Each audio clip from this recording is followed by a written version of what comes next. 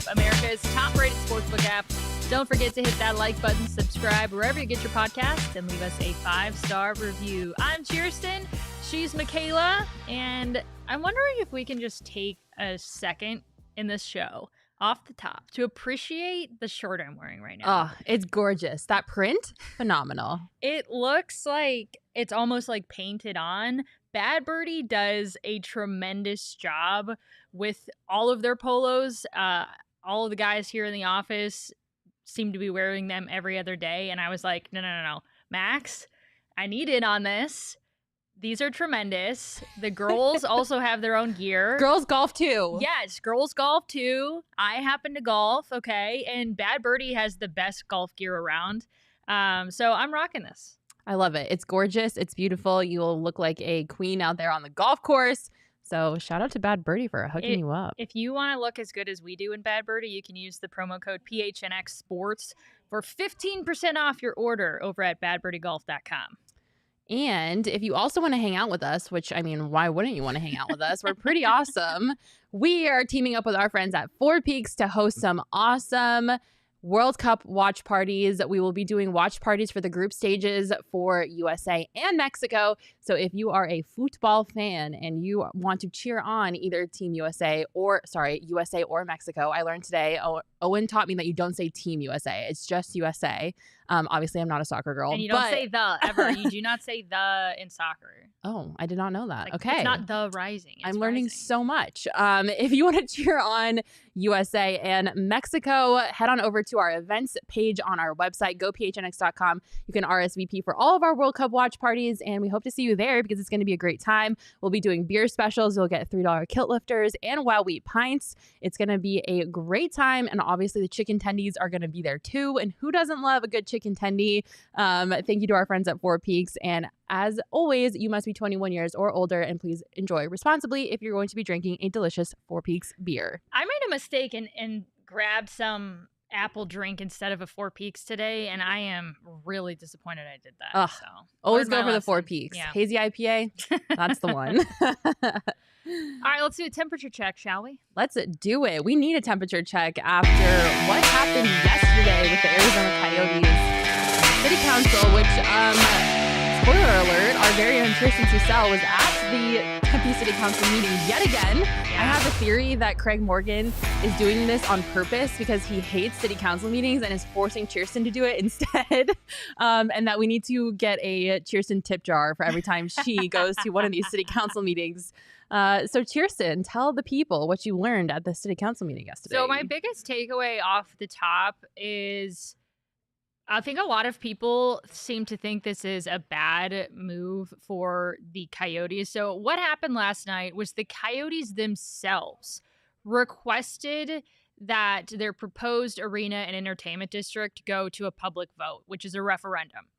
And they were the ones that stood up, requested it, and then the city council voted unanimously, agreeing with them to go ahead and send it to referendum. So what's going to happen is city council is going to vote at the end of the month.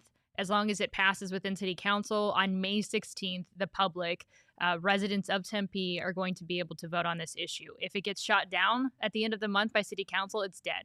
But if it makes it past city council, then a public vote, then they're going to be able to start putting shovels in the ground and we're good to go. And they're going to continue on with this proposed project.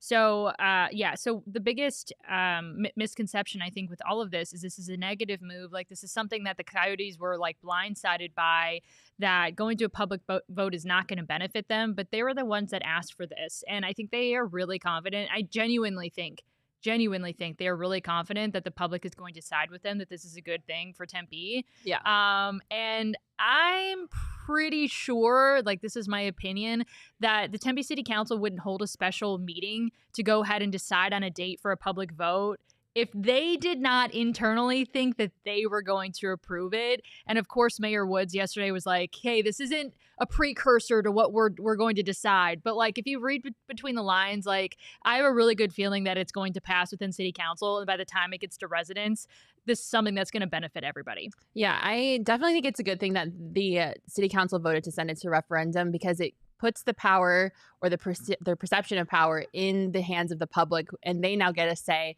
in whether or not they want this arena in Tempe or not, which I think honestly is the right thing to do.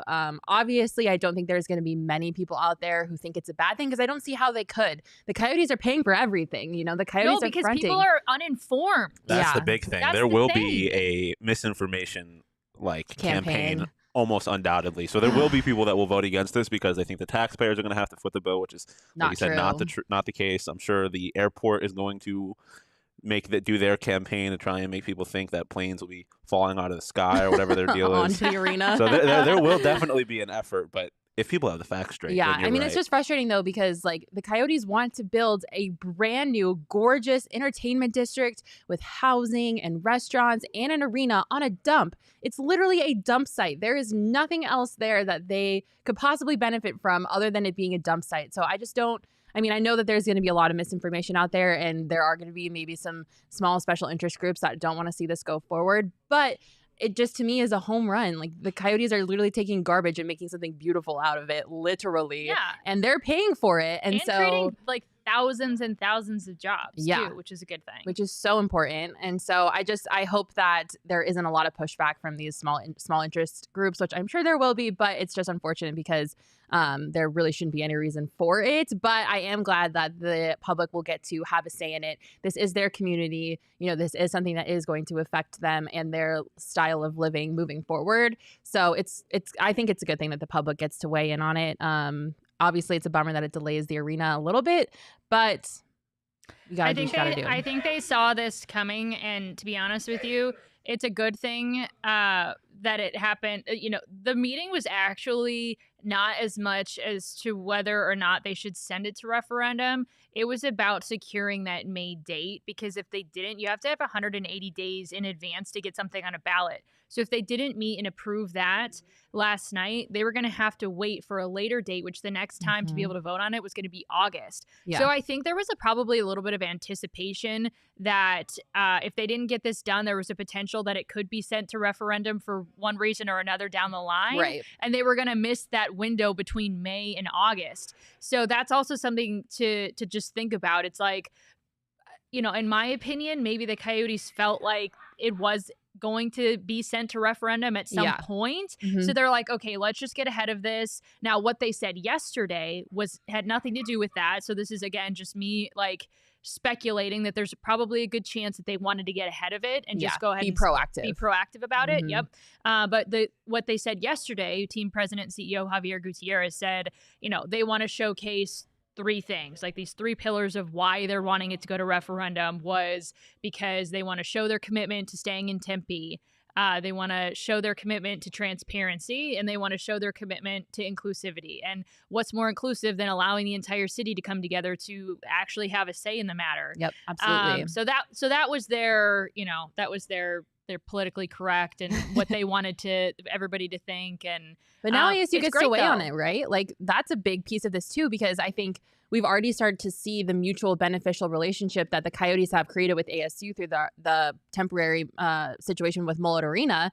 And, the student section has been packed for the Coyotes home games that we've seen so far. So I think there's a great relationship that the Coyotes are building with ASU, which I also think is huge in creating that hockey culture in younger people here in the Valley, right? Cheers. Yeah, and not only that, if you think about, ASU is the #1 employer of the city of Tempe. ASU and its employees makes up the majority of Tempe, right? And so now any faculty, any student that is a resident can now weigh in on this. And the Coyotes have already built a relationship with Tempe. And, Craig Morgan will be the first to bring this up. It's like, hey, maybe somewhere in the mix of this, ASU basketball will have a new place to play in a few years. They might be able to work something out to where they can share the facility with the Coyotes. And so I think opening it up to the public for, to me, this is the thing that stands out the most to me is, look at ASU. Look what you've built, the relationship that you've built with them, and now they're going to be able to have a say in all of this. Like, that's really big and really beneficial to the Coyotes. Yeah, I absolutely agree. And even though we see this as like a huge positive and a huge amazing thing, there are always going to be people who love to hate on the Coyotes. I don't think it's ever going to end. We had the breaking news, obviously, because we are your source for everything Arizona Coyotes. And because we had that breaking news and there was a graphic out on our Twitter account and our Instagram, people were commenting all over the place. Again, super horrible things, which I think we've just come to expect at this time because they are misinformed. They don't realize that this is a good thing. And they are assuming that this means that the arena is not going to happen, or they just made all these incorrect assumptions about why this is bad. Right. And they were calling them a poverty franchise. Like, it just was back to square one when it comes to the Coyotes and the people that hate them. And at this point, I've just learned to embrace the hate and laugh at it because they get so wound up about a team that they don't even support. And it's just hilarious that they're spending their time and energy talking trash about a team that they genuinely like shouldn't even be caring about. It's a little bizarre, like how many people feel so strongly about wanting this franchise to fail. Yeah. It's like, what did the Coyotes, first off, they're not even like a franchise that's had this ton of success and all these rivalries that like really have created something to now they're, you know, kind of not doing so hot and you're like, hey, you deserve this, ha ha ha, like this, what, like the Coyotes, what have they ever even done? Just they just exist. They exist, and they've had a long history of failed ownerships that, you know, is not their fault. It's not necessarily their fault. It's not current ownership's fault, at least, either. And it's certainly not like the Coyotes, like the guys that suit up and play for this team. It's not their fault. And it's also not, it doesn't speak to people in Arizona not supporting their team. Like, I think people, there's, again, misinformation. Everyone wants to create their own idea of why they're in this situation and also root for their downfall, even though it's like, dude, why don't you want them to succeed? Just let them be. Like, they don't do anything They're not to even you. a threat to anybody at this point, like, in time. It's sad, honestly. It's like picking on like the kid that has like the lisp in school who like can't do anything to change his lisp, but you're just gonna like bully him anyway. Like, that's the energy that you all like Coyotes haters give me. It's just mean bully energy, and I don't like it. Like, go do anything else with your day. Go kick rocks. Like, go watch the sky. Go watch grass grow. Literally do anything else but bag on the Coyotes because it's so unnecessary. I would love to go out and stare at the sky. It sounds appealing to me. Oh, especially now it's not 100 degrees outside in Arizona. I've been loving the weather as of late. Well, when the new arena finally does happen, which we are manifesting and putting out into the world that it will happen because that is the energy that we like on this podcast, I'm sure that you could get tickets to those games on the Game Time app.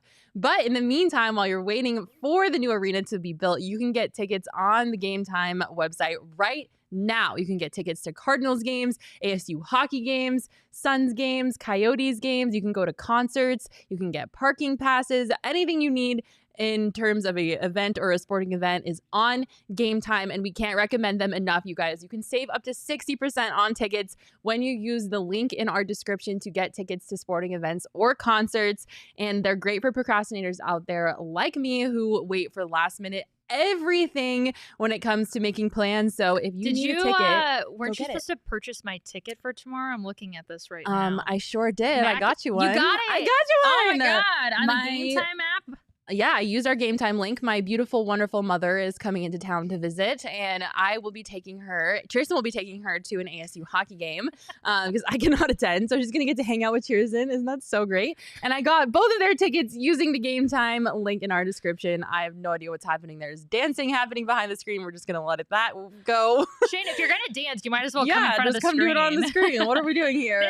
This is what listening to about the Game Time app does to Shane. Can you do some for me? Can you hit that little wrist flick for me, Shano? There's not a lot of room. Everyone's really excited about using Game Time. Oh, Shano, can you Game Time for That's me? That's not what I wanted on a Friday. But make sure you get your tickets using the link in our description. It's the best way to support us and also save yourself money. Woo. Charles, Shane. Also, hey, Chris. Hey, Elizabeth. Thanks for tuning in. Glad you guys made it on time. We will forgive you for being late, Elizabeth. Don't worry. We also we could have used Shane too, because Shane, out of anybody, he seems like he's the master at using the Underdog Fantasy app here. He hosts a show for us, so he might as well be the master at this app. But Sean, maybe you would know. I would know. I have 5 digits in my Underdog account right now. 2 of those digits come after the decimal, but still.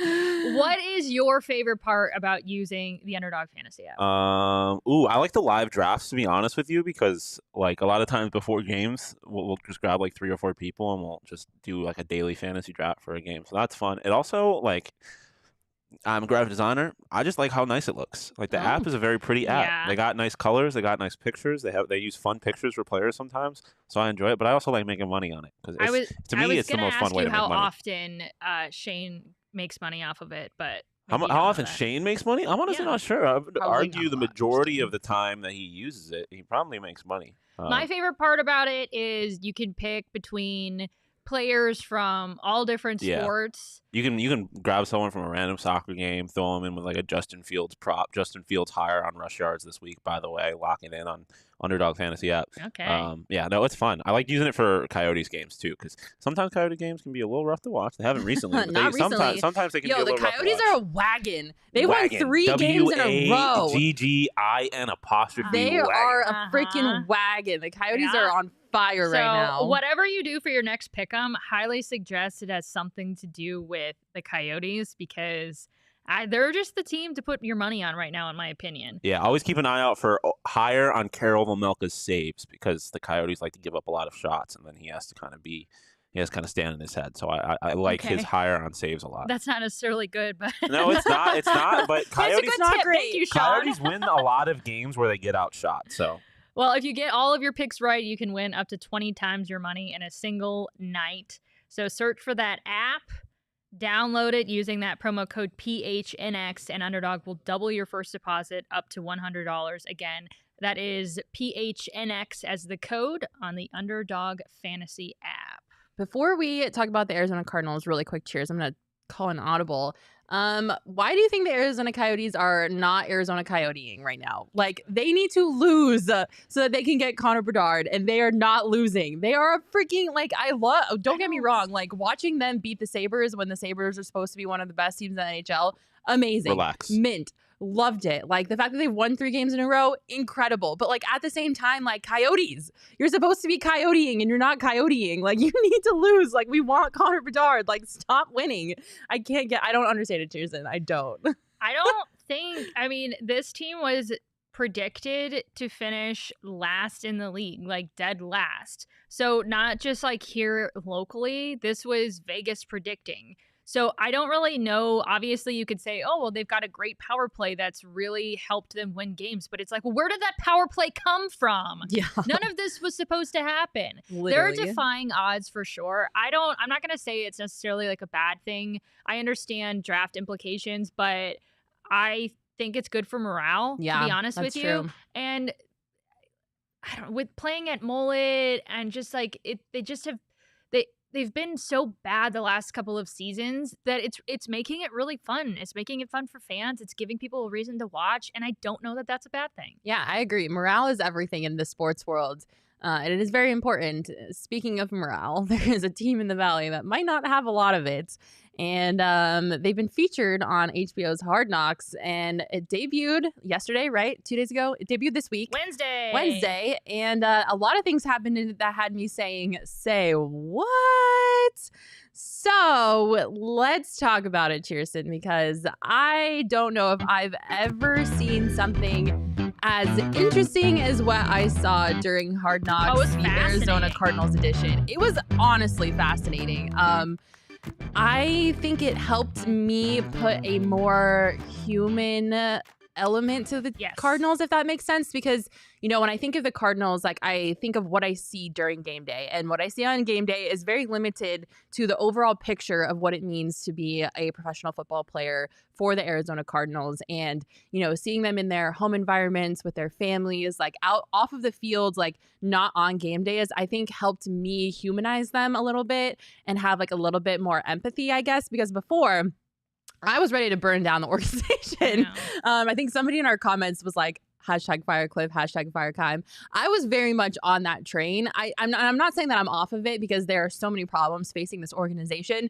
But after watching the first episode of Hard Knocks, I think I have just a little bit more empathy for everybody in that organization now, because it did a really good job of humanizing the players and the coaches and the staff, which I think is what it was meant to do, obviously, because it's a documentary. But that was my overall impression from the first episode. Chierstin, what was yours? Yeah, well, first off, I have always watched Hard Knocks and always get, a kick out of finding the underdog that usually is going to end up getting cut, but liking his story. But like, it's always the same story. They focus in on usually, it's just an interesting storyline. A lot of times it doesn't carry into the season, but it's just the environment's different. They're not playing games, and it's the same thing, different player, different team every year. Mm-hmm. I really enjoyed getting an inside view behind the scenes mid-season. And a lot of people are like, oh, that was really hard to watch and revisit. But I was with you. I was like, that softens my attitude that I have towards them losing these games and having this season that they've had so far. Mm-hmm. For sure. Even Kliff, it's like you take a look at him in his environment and him saying how he tries to block everything out, and you kind of just look at him as like, oh, he's just a guy, right? Yeah. Not somebody who's like intentionally trying to ruin the franchise. And what I mean? Yeah. It's like all these things you have all this built up anger towards the team, and then you see them off the field or in the locker room and interacting with each other, and it's like, dang, they are human. Like, it's so hard because we have such limited access to them. Like, we see them playing the game on the field, and then we get like maybe a couple minutes with them in a press conference setting, and that's it. So like, it's hard to like materialize or just like understand what they're feeling, because they don't always express that. And it's like, we get so frustrated as fans or media members, like watching them lose. And it's like, do they understand how frustrating it is for us? And like, are they frustrated? Like, are they upset? Like, do they care at all? Like, or is this just like a job to them? They check in, they check out, they're done. So seeing them upset, like seeing Budda Baker in the locker room telling them they need to get their shit together, like, all of that, all of those like raw moments of emotion where like they care, like they don't want to lose. They don't like losing. Like, it at least made me feel a little bit better, because I'm like, okay, I'm not alone. Like, they are aware of like, this is not fun. This is not great. Like, they know that and they feel that and they're experiencing it. So it just helped me a little bit with my emotions and my anger towards this team. Yeah, I don't know that I ever question whether or not they care, but it does tug at your heartstrings a little bit when you see a guy like Budda that cares so much about this team and the community and its fan base as well.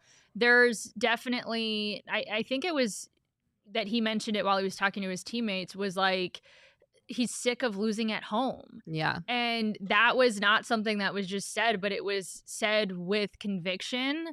And I appreciated that, because that's not just a storyline and not just something that fans feel like is like going wrong on their end. It's something that they genuinely feel they have a responsibility to the fan base to win games at home, and they're sick of it too. So yeah, I just thought it was really fascinating. And I love Budda Baker as if I didn't already. I love him more than ever. He's just such a good guy for the locker room. He's such a good representative as an athlete here in the Valley. And it's unfortunate that he's dealing with a little bit of an injury. But he was at practice. Yeah, I he's not likely to play, but at least he's getting back out on the field. He was moving well, according to, our Howard Blazier was out there, and he said that he was moving well. He was high stepping during stretching, so he's got some more mobility in that hamstring, which is always good to see. But I don't know about you, but just seeing him out there, I think maybe we might have different opinions on this, but I think him being out there, taking the initiative. Like, I just don't necessarily think all athletes take, you know, their job as seriously as Budda does. And like the dedication and the sheer like willpower to like overcome this injury, make sure that he's out there with his teammates, showing up for them day in, day out, even though he's injured, like doing everything in his power to get back out on the field as fast as he can, like means a lot to me.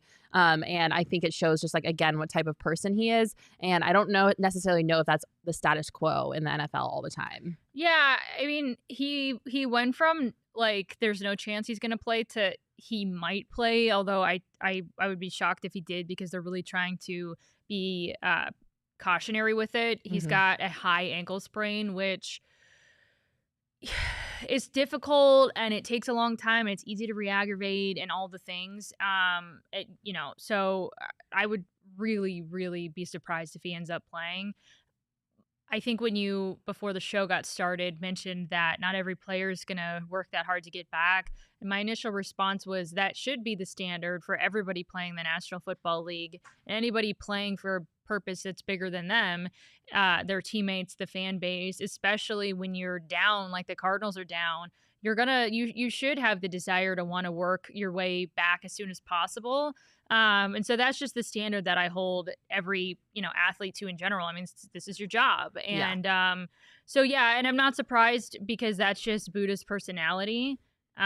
He's a very high quality, just human being in general and a very hard worker. So, I mean, shoot, if we do end up seeing him play on Saturday or Sunday, though, I mean, I'll be surprised. So, I mean, that would be great if we are able to see. Somebody else that we're unsure of whether or not we're going to see suit up on Sunday is Kyler Murray. He's questionable. Is going to be a game time decision. Didn't practice on Wednesday and has been limited since with a hamstring injury that he suffered against the Seahawks when he slid on after a scramble. And that's something that we saw a little bit, some light shed onto it in Hard Knocks as well. Again, just really interesting to see the behind the scenes. He made some comments on the sideline after he fumbled the ball, kind of suggesting that because his hamstring wasn't great, he didn't run full speed, but had he ran full speed and slid, maybe he wouldn't have fumbled the ball. So anyway, so we got a little bit of insight into that, and we're expecting that he was going to have that hamstring, potentially be an issue this week. But Kyler Murray, your starting quarterback, questionable for Sunday, which would be an interesting turn of events. Yeah, that definitely throws a wrench into some things for the Cardinals for sure. You never want to not go into a game without your starting quarterback. You're telling me you don't want to see John Wolford versus Colt McCoy? That doesn't get you excited? No. Can't say it does. Although, didn't we see that like 2 years ago? I honestly don't remember. But the Cardinals did prove last season that they can win without Kyler Murray under center if it comes down to it. So, you know, if Kyler does not play on Sunday, I don't necessarily not have any faith in Colt to lead the team, but definitely don't want to go into a game without your starting quarterback. There are so many issues facing this team right now, and not having Kyler Murray is not something that we need to add to the list by any stretch of the imagination. I don't want to pile on what the Cardinals are dealing with yet another issue, because let's be honest, Chierstin, like this has been a very disappointing season for so many different reasons, and it's not easily fixable. It's also not easy to diagnose to most people, and so I just don't want to add another thing to the plate of this disaster Cardinal season so far. Yeah, the worst thing though is like I don't feel like Kyler can be Kyler if he's injured. So if it takes sitting out a week so that he can heal up, and I don't know, maybe this would even take more than a week, but if it takes him sitting out compared to him just not being able to play his game, I would take Colt McCoy, who has done well. Yeah. Especially last year when his jersey was called, when Kyler was out. So I wouldn't mind seeing Colt. Sean mentioned it. The Rams could be without their starting quarterback as well. So I certainly wouldn't mind Colt McCoy stepping in. And if it means that Kyler, the next time he steps out on the field, he's going to be able to play his game, then I'm all for it. Yeah, absolutely. Going back to Hard Knocks, something that I thought too was interesting from it that we got a little more context to was what happened between D-Hop and Kyler Murray on the sidelines when they had that. It looked like a heated interaction. It looked which like that, and the internet certainly took it that that way. way. Yeah. But it turns out that D-Hop was just asking like what Kyler was seeing, because there was a play where he was wide open and Kyler was looking at the other side of the field. So he wasn't asking it. He was it was definitely more like, being like, dude, what the heck? I was open. Why didn't you throw me the ball? Yeah. So Kyler was just saying, I was looking at you, and that exchange is what we got. Kyler pointing downfield saying, I was looking at you, is what everybody saw and was like, oh my God, Kyler's screaming at his teammate, and look at this. It totally got twisted. And so that's just another reminder of like everything we see on the sidelines. And I'm guilty of it too. Like we make judgment about, but we can't actually hear what they're saying 99% of the time. Yeah. And it could be any scenario. They could have been arguing about anything, but DeAndre Hopkins was actually the one that started it. And Kyler was just saying, I was looking at you. It was a totally normal exchange. And oh, by the way, every receiver, especially if you're the number one receiver, is always going to want the ball and always feels like they're open and always feels like if the ball wasn't thrown to them, it should have been. So like when I say it's a normal exchange, it is a normal exchange. And there was really nothing to it. But again, it was looked at poorly on Kyler's behalf. And so I will say, sorry, Kyler, you didn't deserve it that time. That time. I also just loved, again, going back to how human it made those players seem. I love the personalities that we got to see. One of my favorite moments was when JJ was making fun of Budda on the sidelines. Budda was excited that this little girl had the same jersey as the same number. And JJ was like, oh, it must be the same size too. Obviously taking a shot at Budda's size, which I thought was so funny. Seeing Zach Ertz complain about the rain when he was told Arizona never rains. Obviously, that was awesome as well. I want to know, Chierstin, if there's anything that surprised you, because one thing that really surprised me was the fact that Kliff Kingsbury knows that he's a Leo and that he has a lion painting in his house because he's a Leo. And I was like, what? Like, usually, like, men don't know anything about astrology, so I'm not saying that it's a bad thing, but I was a little caught off guard. I thought it was like a touch egotistical, but hey, you know, whatever floats your boat. If you want to have lion paintings in your house because you're a Leo, like, go for it. But it caught me so off guard. I was not expecting Kliff Kingsbury to care about his astrology at all. Sean let out a big sigh. Did you have something to say about that? That was my biggest takeaway from this Hard Knocks episode, is that Kliff is cringy as a motherfucker. That shit, he is a loser. He has got the most middle-aged single man energy ever. I'm a Cancer, by the way. I know that. I would never hang up a giant picture of a crab in my house. Like, well, first I thought he was doing it because, like, yeah, I'm a lion. I'm cool. And then it's just like, I have my opinions about astrology that I'm not going to get into right now because I'm not trying to hurt anybody's feelings. But I thought it made him look like a weirdo. That was my takeaway. His whole house kind of made him look like a weirdo. That shit was empty. It was a little freaky. His house is beautiful. His house is beautiful, but the lack of furniture made me uncomfortable. 20 throw pillows that were just just thrown like on top stacked of up on his bed. Yeah, that's what I was. Did you not make your bed before HBO came over? That's what I was saying. What? Like, no, there's no decor. Like, I want my home to feel like a home. It felt like very like I'm just very here. Modern. Well, I mean, I guess he is. Like he did say, like I leave and it's dark, and I get home and it's dark. So it's not like he spent a whole lot of time there, but the decor threw me off a little bit, including but the also lion. like, come on, Kliff, make your bed. Like HBO's coming over. Like, that's what are we doing? Saying. Like, plus, it's not like he's got to decorate the house. You got people for that. Like, pay somebody to decorate it. There are minimalists that really don't like a lot of stuff, though. Like, that probably Have feels. You seen Kim Kardashian's house? That's what he said, right? Like, part of it was that he liked to get there and like he liked the shut off. Like, he liked the open space and the open light. Yeah. So I understand that. The lion really upset me, though. Yeah. I'm a Capricorn, and my astrological sign is a sea goat. It's a half goat. If there is not a giant sea goat picture in your house. Unfortunately, if you don't know this about me, I am deathly, genuinely terrified of goats. So I couldn't hang up anything Capricorn related in my house anyways, because it would make me want to cry. Because a picture of a goat? Yes. Oh my god. It's horrible. Oh my god. They're horrible, horrible, horrible animals, and I will never ever in my life own anything goat related. Goats are sweet. No. I'm with you, Goats Chierstin. This is the most ridiculous, irrational fear I've ever seen. They're so scary. They're terrifying animals. Oh, but you're not scared of a lion? Like you? No, a lion is a cat. I'm obsessed with cats. He Chierstin, will eat your head off, literally. No, it's a kitty. Chierstin, you're an Aquarius, right? I think your sign is just a water. to look a little wave. Really? Yeah, I think so. I don't think you have an animal. I don't know. I could be wrong. I don't really know that much. Irrational, not logical or reasonable. Textbook.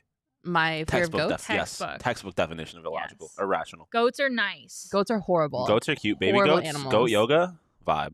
Ugh, it's awful. Yeah, nobody's doing yoga with a lion.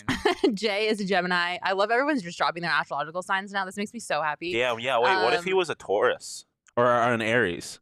He can't have ram stuff in his house. Yeah, that's true. Tauruses point. are bulls. Good thing they're is a not in the Taurus. NFC North. That's true. That's a fact. Oh my gosh. Anyways, I was really caught off guard by the fact that Kliff Kingsbury knew that he was Leo and also had a lion in his house. Yeah, I definitely did not see that coming from. He didn't strike me as an astrology guy. Yeah. You think he's reading his daily horoscope? Probably. What do you think it he says? gives that energy to me that he would read his horoscope. Daniel, drop your birthday in the comments if you're comfortable, and I'll tell you what you are.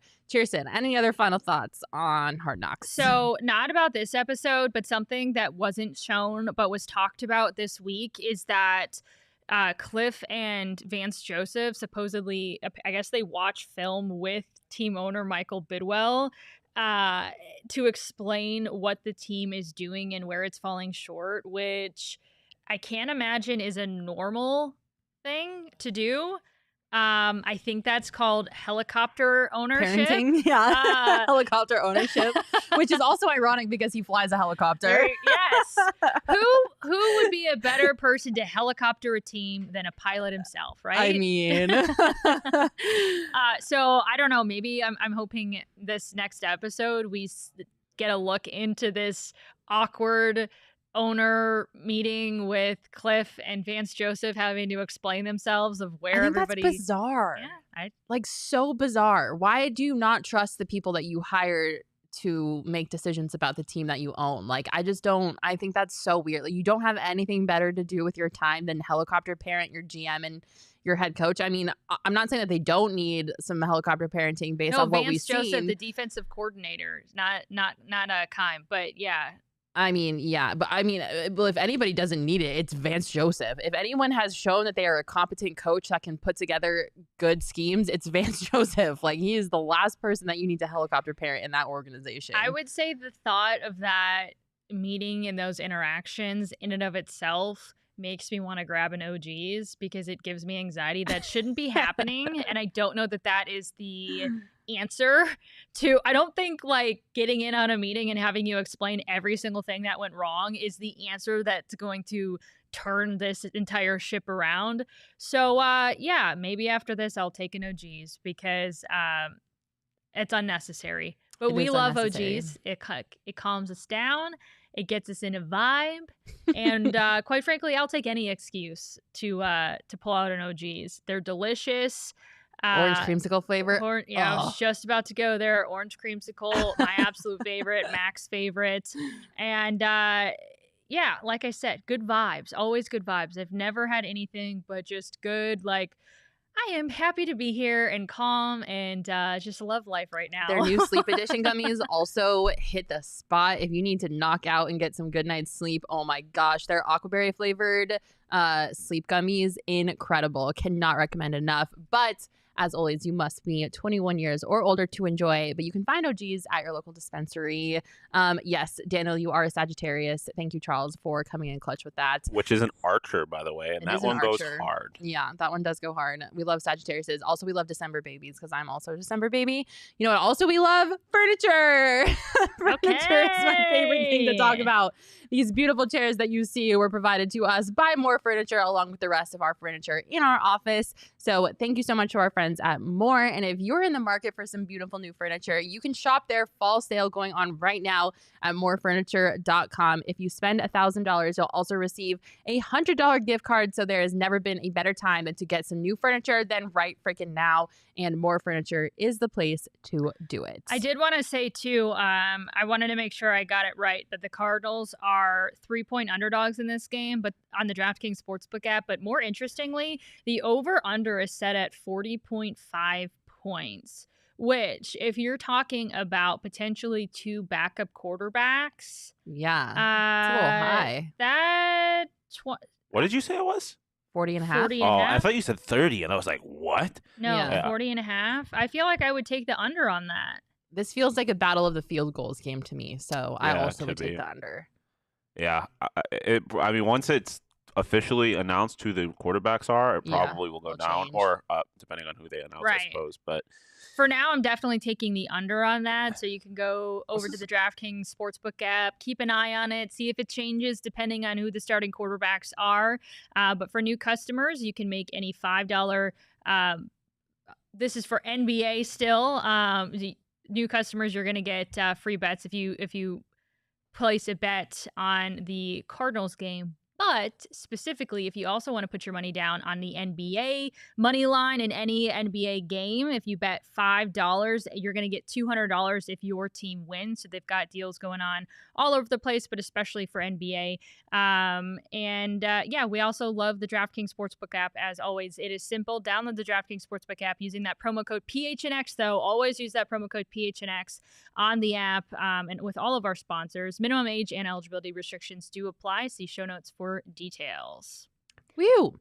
There were some things that happened on the internet this week, Cheers, that had me saying, did you see this? And I am so excited to talk about it because, as always, the internet has been undefeated, unless you've been on Twitter, in which Twitter is I'm kind of currently taking a getting break defeated. from Twitter. I think I'm sick of it.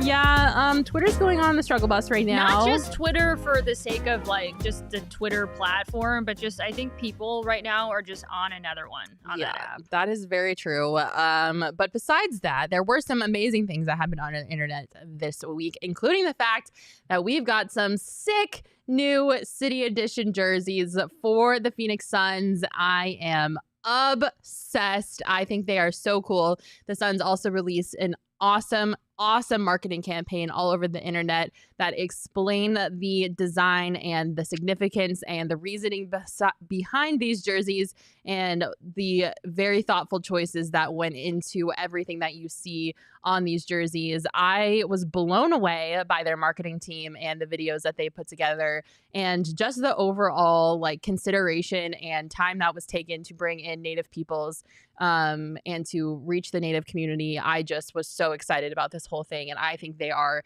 a slam dunk. I love them. I think they're beautiful, and I don't care what anybody has to say about it. There was some criticism on the internet about it, but I don't care. I think they're awesome. I think if you don't understand the story and reasoning behind it, and you just take a look at just blue, what does blue have anything to do with the Phoenix Suns, then you're going to just give a judgment based on that. But once you really take a look at the story behind it, the attention to detail, and the way that they're honoring the Native American heritage here in Arizona, which their culture is a big part of the state of Arizona and here in the Valley, I think you have an instant appreciation for what those jerseys represent. And I don't know how you could take a look at that promo video and have a full understanding of that and still hate on those jerseys, because after I think I was probably in that same boat of just taking a look at this turquoise and you're like, well, this doesn't have anything to do with the Suns at all. And then you take a look at it and then you see the details down the side and tribes names, and you're like, okay. And also the court, they nailed the court. The court's as really well. cool. And you're like, all right, I definitely am behind this. I absolutely love it. Yeah. So actually the words on the shorts, it means sons in different Native languages, which I didn't know. I thought it was also tribe names, but they actually had to reach out to every tribe that's represented in Arizona and get them to tell them what. Oh, so sons in their language. Got it. But what's really cool about this, I didn't know this until I watched the video, is a lot of Native people's languages are spoken languages. They're not written languages. So they had to reach out with with each tribe, get the permission to use their word. The tribe had to tell them what the word is so that they could write it down, because it's a spoken language. And like that is unbelievable, the fact that they got permission from tribes who have a 1,000-year-old plus language that's a spoken language that's now written down on their jersey. Like that to me is just so cool. Yeah, I think everybody, each team, each market has just a part of their culture that is just meaningful and different, unique. And we here in Arizona have such a unique and special culture. And I think it's incredibly important for us to not only recognize but celebrate and honor it. So well done, Suns. Yeah, if you're in the comments, let us know what you think about the jerseys. We love to include you in the show.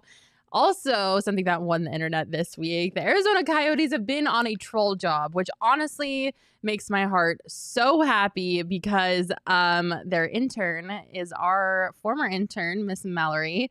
And I can tell she's been helping with their social game because after the... Did Mallory do that? Yeah, girl. Wow. In case you missed it, the Zamboni broke during the Sabres game on the ice.